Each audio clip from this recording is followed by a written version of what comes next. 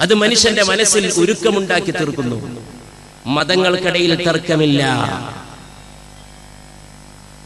മതസൗഹാർദ്ദം എന്ന വാക്കുപോലും അത്രയെ പ്രസക്തമല്ലെന്നാണ് എന്റെ വ്യക്തിപരമായ വിശ്വാസം.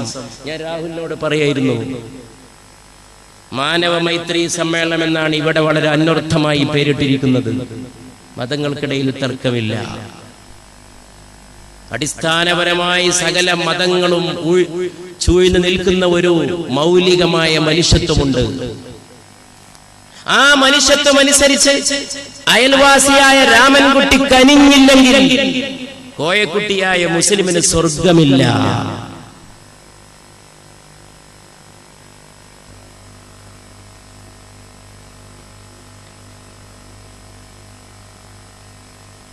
ഞാൻ ആവർത്തിക്കുന്നു, അയൽവാസിയായ രാമൻകുട്ടി കനിഞ്ഞില്ലെങ്കിൽ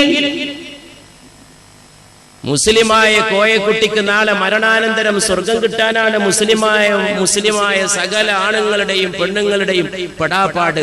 പരലോക വിശ്വാസം ഇസ്ലാമിന്റെ ആണിക്കല്ലാണ്. മരണത്തോടെ അവസാനിക്കുന്നില്ല. മരണം ഒരു പുതിയ ചിറക് കുടയലാണ്. പുതിയ ഒരു ടേസ്റ്റ്, പുതിയ ഒരു ജീവിതം, പുതിയ ഒരു ഉന്മേഷം. മൗത്ത് കാ ഫിരിഷ്താ ഗർ തെരെ ബദൻ ഛൂ സക്താ ഹൈ. മരണത്തിന്റെ മാലാഖക്ക് നിന്റെ ശരീരത്തെ സ്പർശിക്കാം. തെരെ ഖുദി സേ വോ ദൂർ രഹ്താ ഹൈ. നിന്റെ സ്വത്വത്തിൽ നിന്ന് അകന്നു നിൽക്കാനേ മരണത്തിന്റെ മാലാഖക്ക് കഴിയൂ. അവന് നിന്റെ സ്വത്വത്തെ സ്പർശിക്കാനാകില്ല. നിന്റെ സ്വത്വം മരണത്തെ അതിജയിക്കും. നീ മരണത്തെ കടന്നു പോകും. ഈ പരലോക വിശ്വാസമാണ് പ്രധാനം. അവിടെ മോക്ഷം കിട്ടണം, സ്വർഗപ്രവേശം കിട്ടണം, നരകത്തിൽ നിന്ന് മുക്തി ലഭിക്കണം. അതിന് നിസ്കാരം, അതിന് നോമ്പ്, അതിന് സക്കാത്ത്, അതിന് ഹജ്ജ്, അതിന് മനുഷ്യരോട് നല്ല നിലയിൽ വർത്തിക്കണം. പക്ഷേ അയൽവാസിയായ രാമൻകുട്ടി കനിയണമെന്നോ? അതെ, കനിയണം.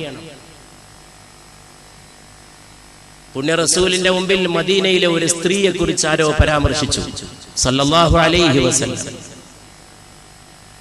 അവരുടെ നോമ്പും നിസ്കാരവും ആളുകൾ പ്രശംസിച്ചു പറഞ്ഞു ദൈവദൂതരായ പരിശുദ്ധ റസൂലിനോട് സല്ലല്ലാഹു അലൈഹി വസല്ലം.